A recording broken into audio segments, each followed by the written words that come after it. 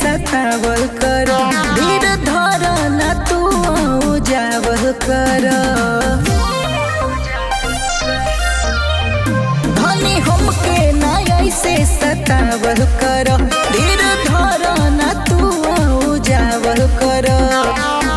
पागल कर जानी हमरा के कई के हाला, बिना रे कंवर के जानो, बिना रे कंवर के जानो ना देव घर जाइल जाला। बिना रे कंवर के जानो ना देव घर जाइल जाला।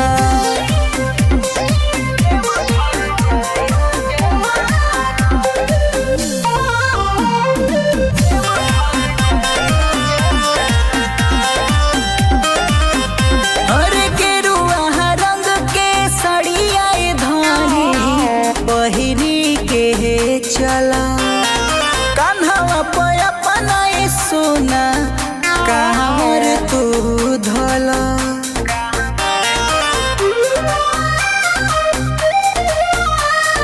गेरुआ रंग के सड़िया धानी पहिनी के चला, कान्हा पे अपना सोना कांवर तू धला।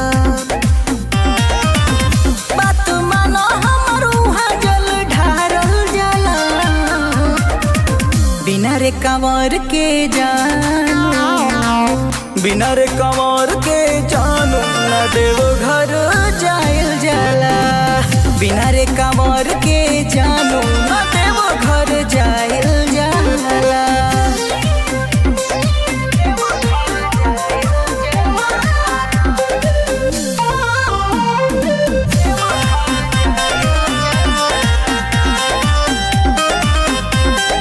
हरियर हरियर चूड़िया रानी तोह के ले अइनी, सुमित शुभम संगे धनी मंजी के बोलैनी।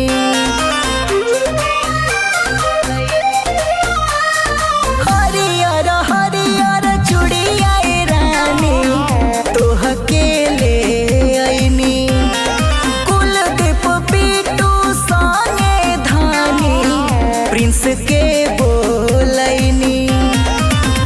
मिठू राहुल के बात नहीं टारल जाला,